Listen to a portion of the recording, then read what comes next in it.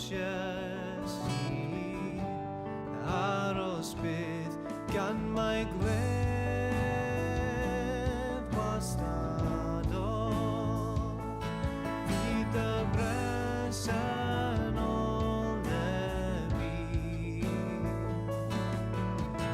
Bir o'r cwbl, am gwmbein I bir fynyw.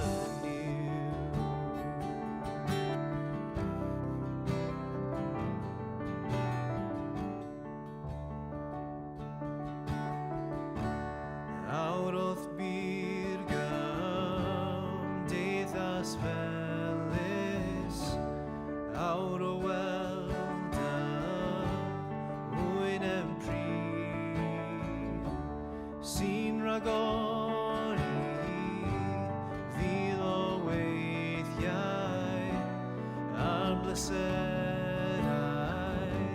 gwag y byd gan mae gwledd wastadol, bydd y bresennol nebi. Bir o'r cwbl, am gwmbein I bir fynyw, gan mae gwledd wastadol, bydd y bresennol nebi.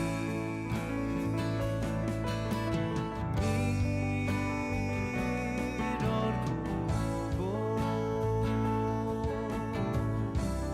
am gwmbein I bir fynyw, am gwmbein I bir fynyw, am gwmbein I bir fynyw.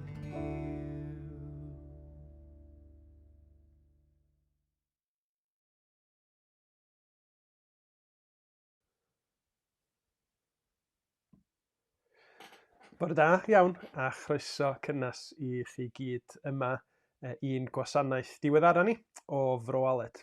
Ddrwg gen I ddeud, sgynna I ddim eira I ddangos I chi heddiw, felly dwi nôl yma yn stydi yn deud helo wrthoch chi ac yn gobeithio bod chi gyd yn cadw'n iawn. Da ni yn mynd I gario ymlaen hefo'n cyfres o lyfr y Salma heddiw, a mi nes I feddwl wrth baratoi wsos dwytha da ni'n cychwyn y gyfres, ond nes I ddim wir esbonio wrthach chi pam yr oeddwn ni am I ni gymryd yr amser yma yn edrych ar wahanol salma. Ond mae rhaid I mi gyfadda drost yr wythnosa, misoedd dwytha, mae'n siŵr mod I wedi bod yn dilyn y salma yn y narlleniadau Beiblaidd dyddiol yn hyn a wedi cael bendith fawr ohonyn nhw.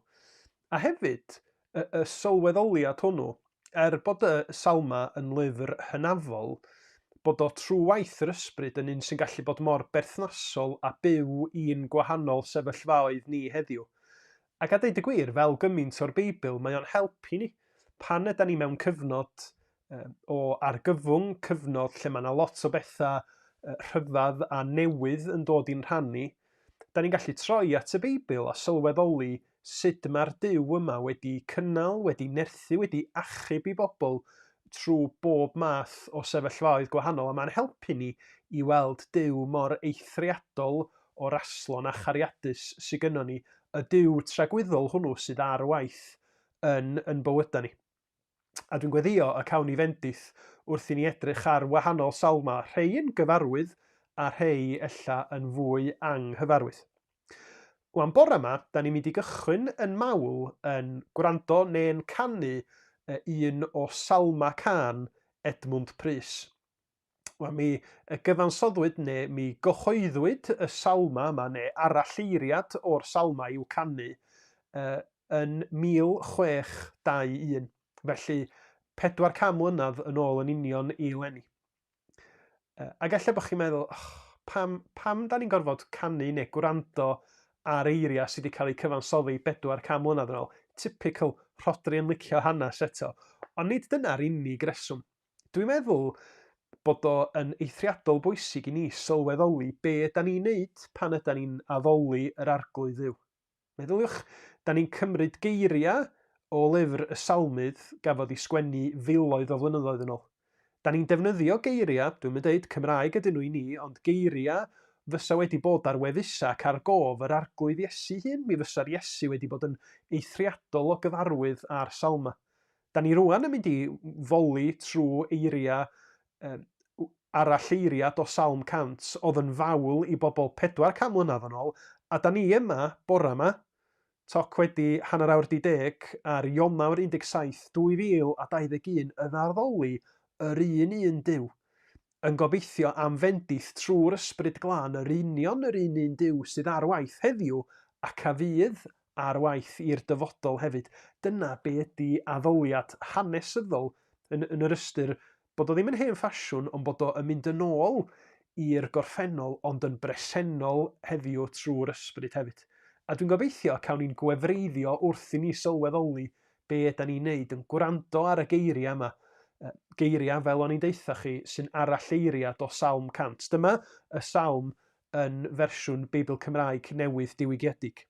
Bloeddiwch mewn gorfoledd i'r arglwydd, yr holl ddaear. Addolwch yr arglwydd mewn llawenydd, dewch o'i flaen a chan. Gwybyddwch mae'r arglwydd sydd yw.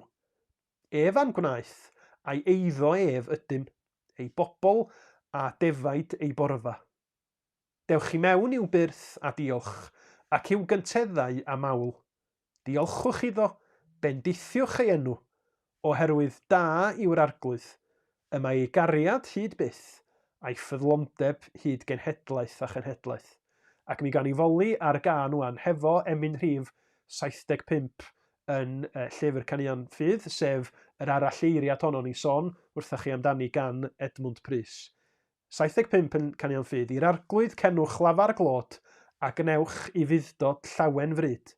Dwch o flaen Duw a pheraidd dôn, drigolion deiar fawr i gyd.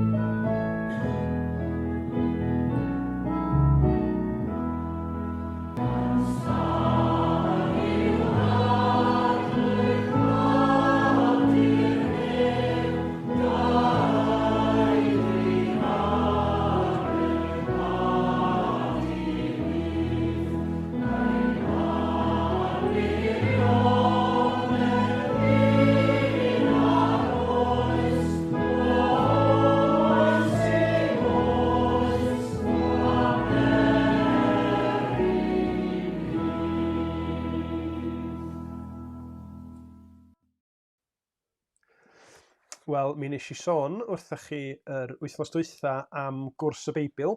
Cwrs y Beibl fydd yn cychwyn nos Fawrth am hanner awr wedi 7 ar Zoom.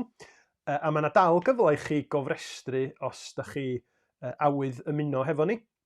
Mae'r manylion i roed eich enw i lawr ar y ffurflen gofrestru o dan y fideo yma, neu mae yna fwy o fanylion trwy lais Bro Aled os ydych chi wedi cael copi o hwnnw neu ar y wefan wrth gwrs. A mae o yn gyfle eithriadol o gyffroes i ni astudio be yn union mae'r gair, be mae'r Beibl yn ei ddeud wrthon ni.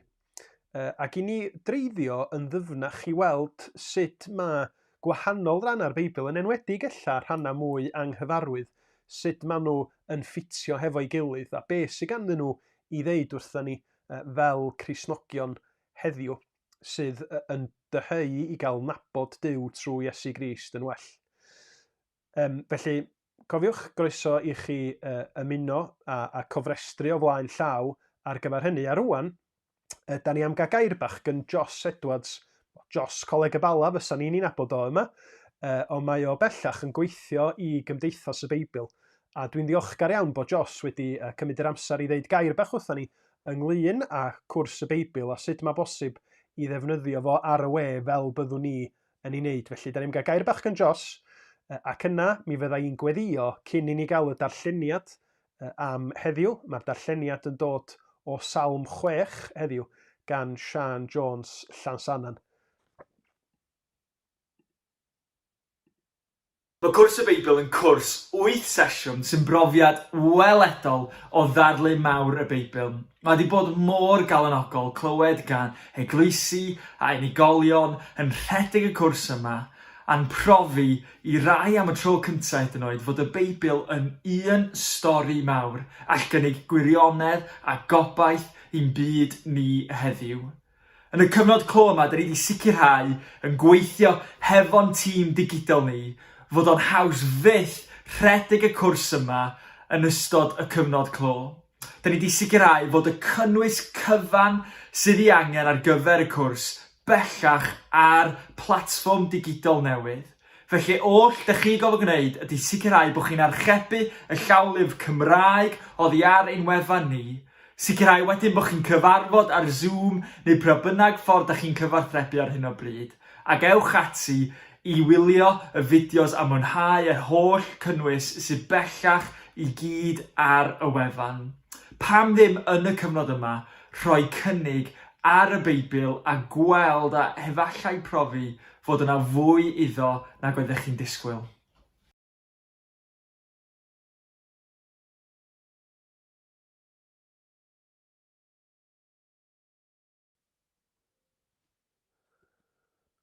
O ddiwyn tad, da ni yn diolch i ti am dy ras.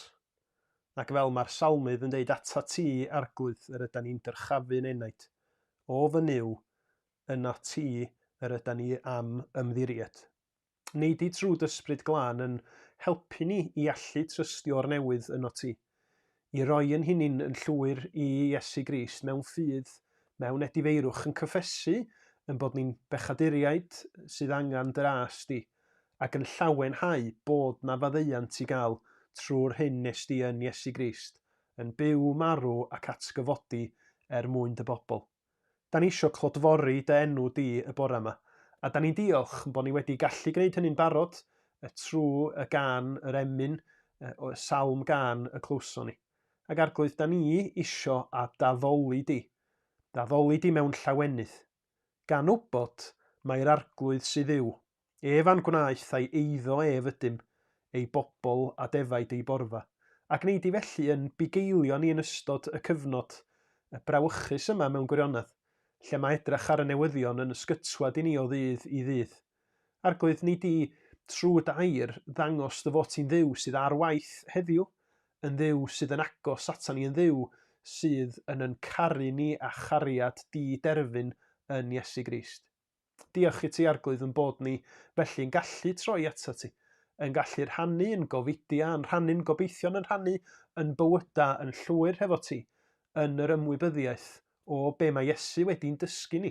Mae ti ydy'r tad cariadus a gofalus.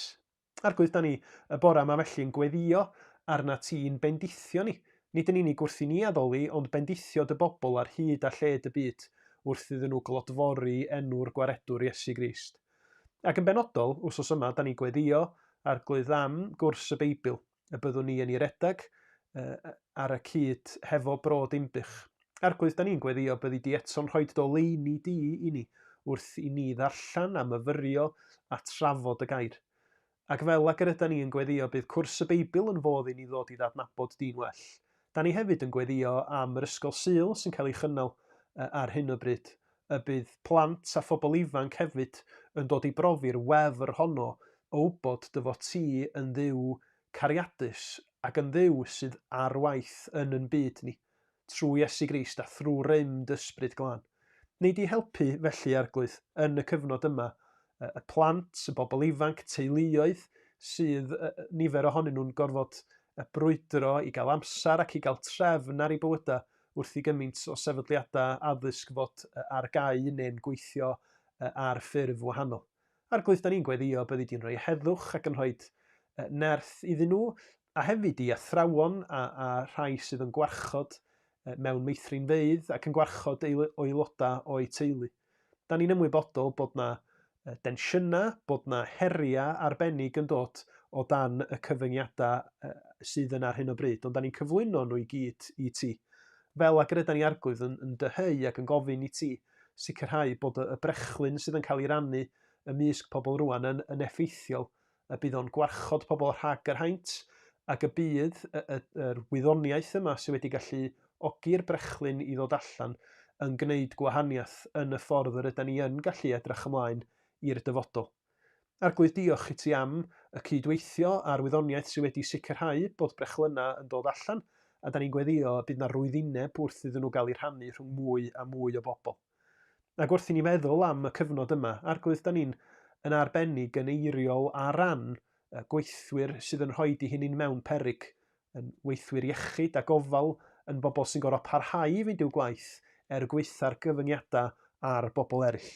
Diolch i ti arglwydd am gymaint sydd yna yn barod i wneud y gwaith yma. Ac fel da ni'n gweld ar y newyddion, da ni'n gofyn y byddi di yn rhoi cysur ac yn rhoi nerth ac yn rhoi cefnogaeth iddyn nhw yn wynebu nifer ohonyn nhw amgylchiadau dirdynol. A da ni'n ola yn gweddio am bawb, da ni'n gwybod amdanyn nhw, pawb o'n teuluoedd, yn cyd-aeloda'n ffrindiau ni, y rhai sydd mewn pryder yn brwydro oherwydd salwch, oherwydd unigrwydd, oherwydd galar. Da ni'n gweddio byddi di arglwydd yn dangos dy fod ti'n dduw ar gyfer pob achlysur. A da ni'n gweddio y bydd dy dangnefedd di, y tangnefedd hwnnw sydd goruwch pob deall, yn gwarchod dros yn calonnau a meddyliau yng Nghrist Iesu. Arglwydd cliw yn gweddi ni rwan, os gweli di fod yn dda, maddau ni, bob pechod a bai, a tyd yn agos trwy dysbryd, ac eneinia ni i wrando ac i gael yn cysuro yn argyhoeddi wrth wrando ar dair di nes ymlaen. Am yn bod ni'n gofyn y cyfan yn hyderus ac yn ddisgwylgar yn enw ac yn heiddiant yn harglwydd a'n gwaredwr Iesu Grist. Amen.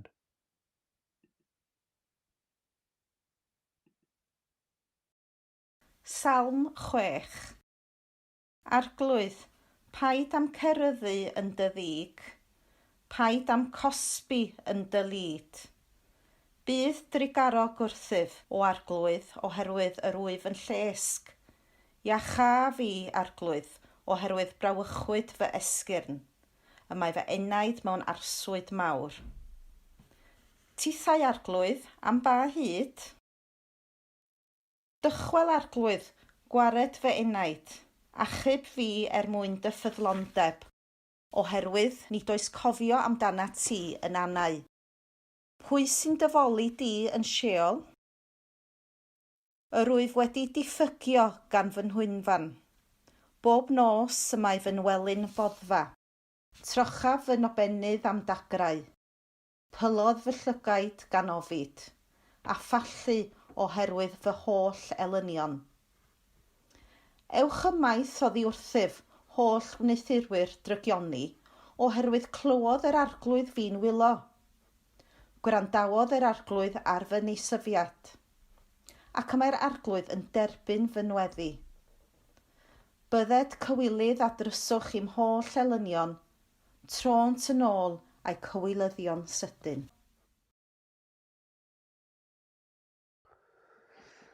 Diolch yn fawr iawn i Sian ac i Jos cynt am rannu chydig bach efo ni am gwrs y Beibl. Ac un cywiriad bach, os ydych chi yma ym Mro Aled isio ymuno efo ni, peidiwch ag archebu llawlyfr yn uniongyrchol. Wrth i chi gofrestru, mi fyddwn ni wedi archebu llawlyfr ar eich cyfar chi. Wan ta, rhyw fis yn ôl oedd hi, dwi'n meddwl. Mae'n anodd deud, dydy, achos mod i bron byth yn cael mynd allan o tŷ di mwy. Mae'n anodd deud pryd yn union oedd hi. Ond dwi'n meddwl na tua mis yn ôl, o'n i yn gyrru yn y car, mynd at y deintydd. Ac o digwydd gwrando ar Radio Cymru ac mi oedd talwrn yr ifanc ymlaen. A mae rai cyfadda nes i fwynhau yn fawr iawn gwrando ar yr ieuenctid yma yn barddoni, ac wrth gwrs y gystadleuaeth i weld pwy oedd yn ennill rownd derfynol talwrn yr ifanc oedd hi. A digwydd bod, mi oedd Ysgol Glan Clwyd yn un oedd yn cystadlu. A dwi ddim yn fardd, felly o'n i yn llawn edmygedd o'r disgyblion ysgol yma yn creu y fath farddoniaeth, a'r fath amrywiaeth oedd yna, deud y gwir. Rhai ohonyn nhw yn gerddi eithriadol o ddigri, a lleill yn ddwys ac yn ddifrifol yn rhannu profiadau personol. Ac o'n i hefyd yn rhyfeddu at allu, dwi'n meddwl, Griffith Owen oedd yn beirniadu'n feirin. Sut ydych chi'n pwyso mesur y gwahaniaeth rhwng cerddi digri a cerddi dwys a theimladwy? Ond wrth gwrs mae hyn yn digwydd trwy'r amser mewn barddoniaeth neu llenyddiaeth yn dydy. Da chi'n cael yr holl amrywiaeth yma sydd yn ymwneud â'n profiadau ni fel pobl. A dyna da ni weld yn llyfr y Salma ynde. Mae yna salm yna ar gyfer pob math o achlysuron a'r brydia. Da chi'n darllen salm a da chi'n teimlo fel bod chi hefo tyrfa o bobl yr arglwydd yn gyffroes i fynd i foli ac i ddatgan mawredd ac ysblander y Duw Sanctaidd. Ond ar achlysuron eraill, da chi'n darllen salma a da chi'n gweld ac anobaith a thywyllwch y salmydd. A da chi'n teimlo i dristwch o wrth iddo fo fynegu i hun. A dyma ydyn ni'n ei weld yn Salm 6 y bora yma ynde. Mae'r disgrifiad yn un sydd yn hysgwyd ni o sut mae pethau ar y salmydd, wrth iddo fo fynegu i hun, ond hefyd wrth iddo fo ddangos y gobaith sydd ganddo fo yn y sefyllfa yma. Rwbath sydd gobeithio yn mynd i fod yn gysur i ni, wrth i ni glywed disgrifiad o rhywun sydd yn amlwg yn mynd trwy gyfnod anodd yn feddyliol ac yn gorfforol. Meddyliwch, yn adnod 6 mae o'n deud bod i welu fo yn foddfa oherwydd i fod o'n disgyn i gysgu mewn dagra. Mae braw ac arswyd yn gwneud iddo fo deimlo bod o methu cario ymlaen hefo ei elynion o'i gwmpas. A sylwch sut mae o yn siarad hefo'r arglwydd yn y salm yma yn adnod 3. Pa mor hir arglwydd. Dyna mae o'n ofyn, pa mor hir. Tybed faint ohono ni sydd wedi gweddio rhywbeth tebyg o bosib yn ystod y flwyddyn dwytha yma? Pa mor hir mae'r sefyllfa mynd i barhau o arglwydd? Pa mor hir allwn ni ddiodda byw fel hyn? Gweld pobl yn mynd trwy sefyllfaoedd erchyll, colli ein hanwyliaid, mynd trwy salwch a phoen corfforol yn hunin. Mae o'n brofiad cyffredin i nifer ohono ni'n dydy. Mae o'n brofiad cyffredin i ni ofyn i Dduw pa mor hir mae hyn yn mynd i bara. A bod Salm 6 yn gofyn y cwestiwn hwnnw fel gymaint o lefydd yn y Beibl, dydy o ddim yn atab y cwestiwn, dydy Duw byth yn deud wrthon ni dyma pa mor hir mae'r dioddefaint yn mynd i bara. Ond mae o'n gymorth i ni wybod bod pobl eraill wedi meddwl, wedi profi pethau tebyg iawn i ni. Ac felly wrth i ni fyfyrio ar Salm 6 efo'n gilydd heddiw, dwi'n gobeithio bod na gysur i rei ohono ni sydd yn yr union sefyllfa yma y bora yma. Teimlo bod chi methu cario ymlaen.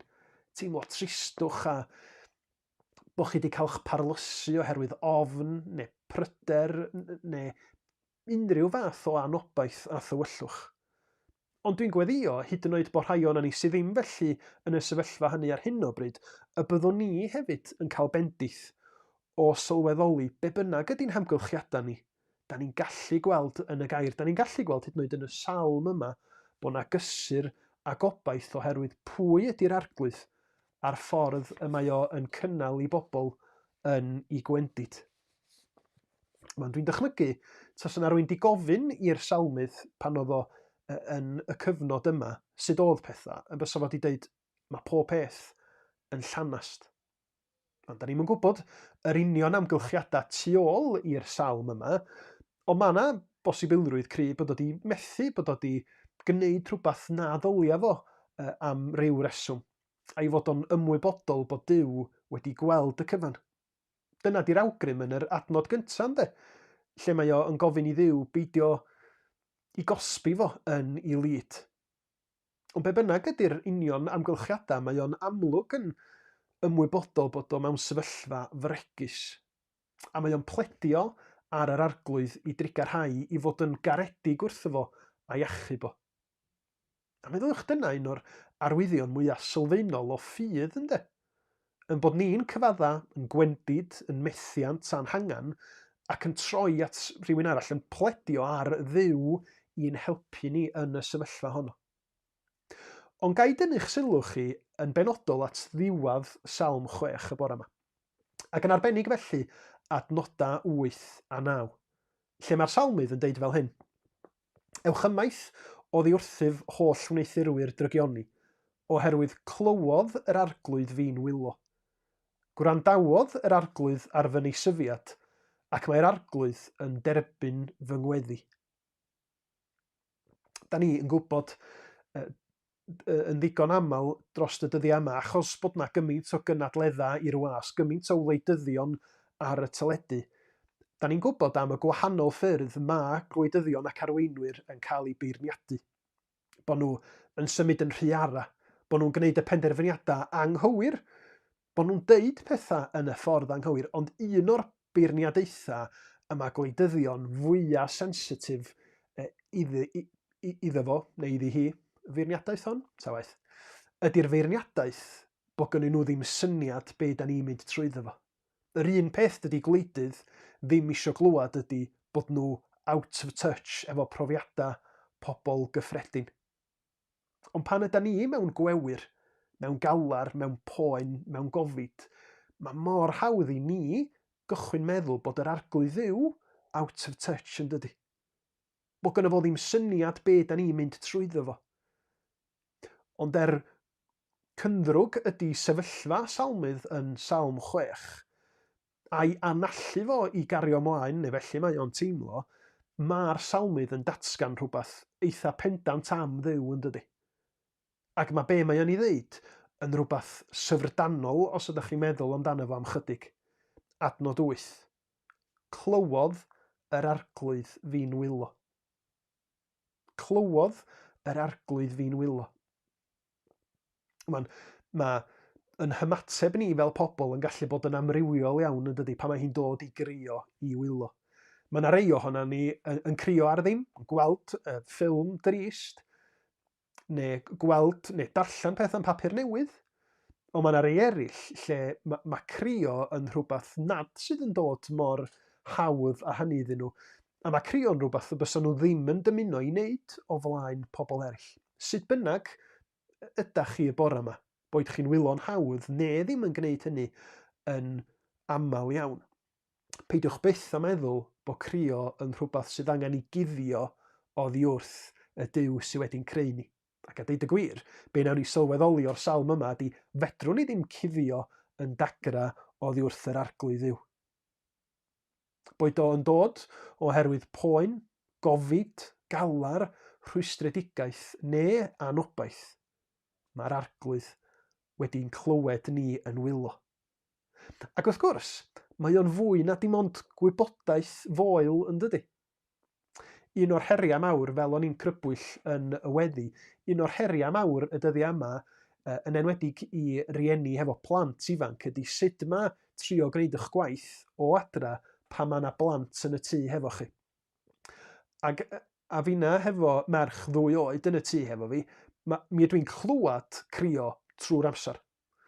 Ond yn aml iawn, pan dwi'n gwybod bod i mam i hefo hi, A pan da chi'n gwrando ac yn sylweddoli bod y crio yna ddim yn grio go iawn, ond yn grio achos bod ti'n cael ei ffordd ei hun neu rhywbeth, da chi'n wir yn cymryd sylw, just sŵn yn y cefndir ydi o, tra da chi'n trio cario ymlaen, ond nid felly hefo'r arglwydd yw. Mae o'n clywed i bobl yn wylo, ac mae o'n llwyr ymwybodol o'r hyn maen nhw'n ei wynebu. Mae o'n gwybod, mae o'n clywed, ac mae o'n cymryd sylw o hynny.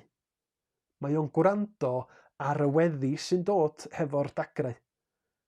Ac mi ddylia hynny fod yn gymaint o anogaeth, yn gymaint o gysur i chi a finna y bore yma, y gallwn ni fynd am dagra, y gallwn ni fynd am gweddia sydd wedi i hyngan trwy ddagra at y Duw yma pan da ni'n teimlo bod ni ar dorri.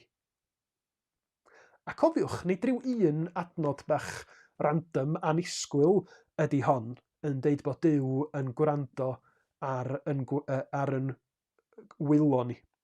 Ond mae o'n rhan o batrwm cyson sydd yn dangos cymeriad Duw i ni.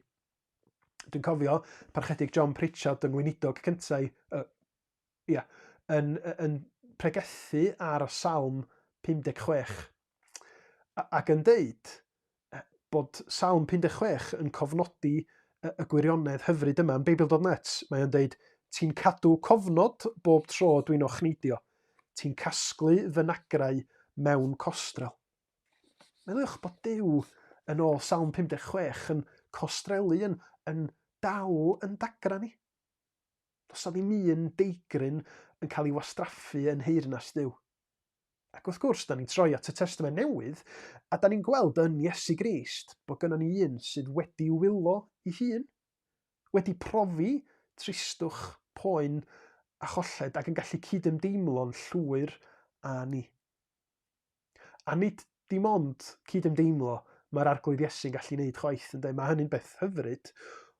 Ond os da chi'n meddwl am gyd-destun yr adnod sydd yn deud bod Iesu wedi torri allan i wylo, mae o'n dangos bod Iesu yn amlygu i ogoniant a'i ostyngeidrwydd. Yn Ioan pennod 11, yr ydym ni'n clywed yr hanes am Iesu yn crio, a mae o'n crio ar ôl iddo fo fod hefo Mair a Martha, y ddwy chwaer, sydd yn galaru achos bod ei brawd nhw Lazarus wedi marw.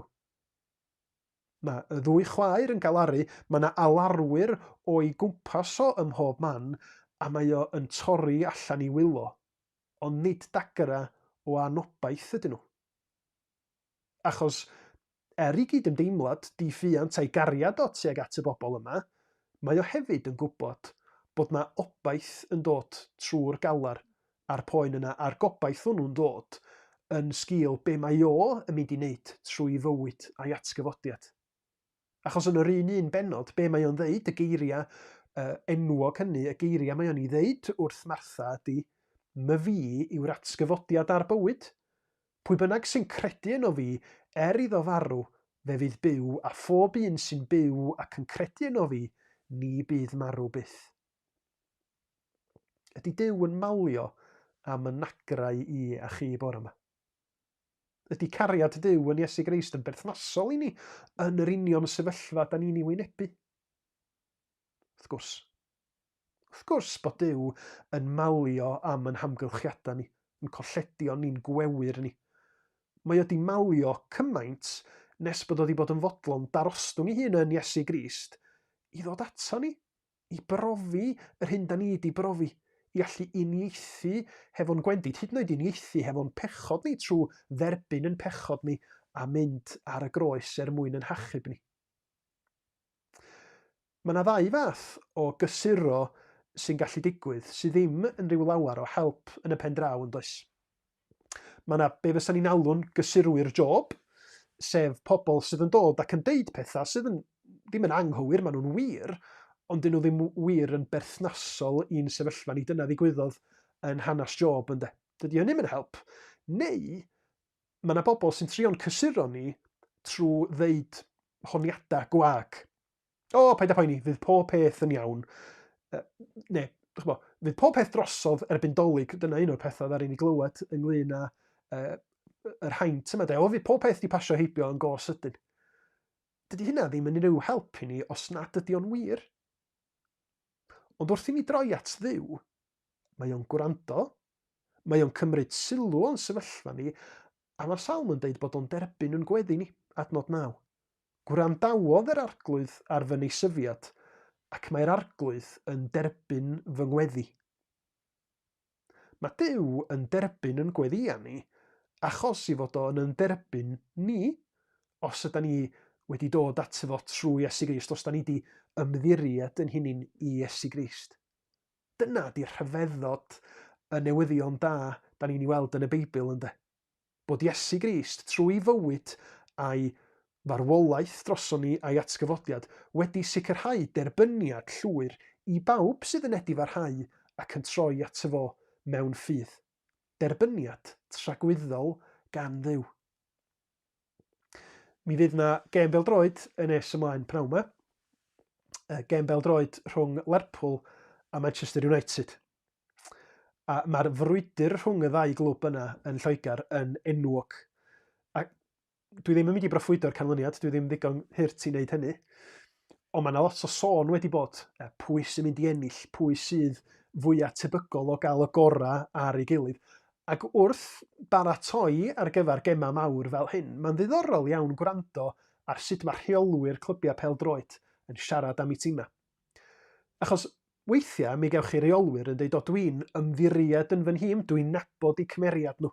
Maen nhw'n weithwyr calad, mi nawn nhw bob peth posib i ennill y gêm, ac felly dwi'n dawel fy meddwl oherwydd mod i'n nabod yn hîm.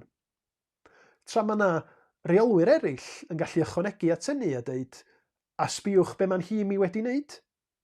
Mi fysa rheolwyr Lerpwl yn gallu deud ar hyn o bryd, yn hîm i sydd wedi ennill y gyngrair llynadd. Maen nhw wedi curo'r tîmau gorau i gyd, felly dwi'n gallu ymddiried yn eu llwyddiannau nhw. I ni, pan ydym ni y bore yma yn meddwl am y Salm yma, yn prosesu'r hyn da ni yn ei wynebu. Meddyliwch mae gennym ni esiampl y Salmydd yn does? Y Salmydd sydd yn dibynnu ar gymeriad Duw mewn gwendid a thristwch. Y bydd Duw yn gwrando ac yn cymryd sylw o'n sefyllfa ni.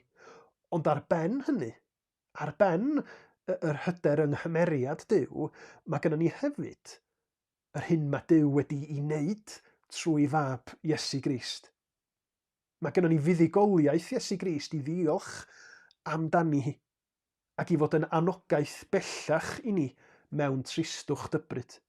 Mae Iesu wedi concro ar groes Calfaria. Mae o wedi sicrhau cymod rhwng pechaduriaid a Duw trwy gymryd y gosb am yn pechod ni, trwy sicrhau bod yr hyn oedd yn pellhau ni oddi wrth Duw wedi cael ei symud o'r neilltu wrth iddo fo gynnig maddeuant i bawb sy'n troi ato fo. A mae Iesu Grist yn galw ni ato fo heddiw trwy'r Efengil.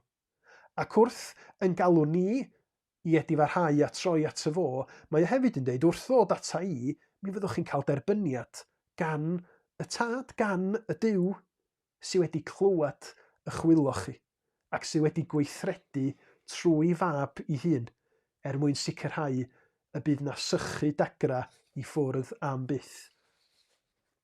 Dwi am orffan felly y bore yma trwy ddyfynnu yr adnodau yma yn Hebreaid pennod 4 sydd yn sôn wrtha ni beth sydd yn wir i'r Cristion, yr anogaeth da ni angen pwyso arni hi bore yma a phob bore arall oherwydd pwy ydi Iesu a be mae wedi wneud. Hebreaid 4 adnod 14-16 ym Beibl.net.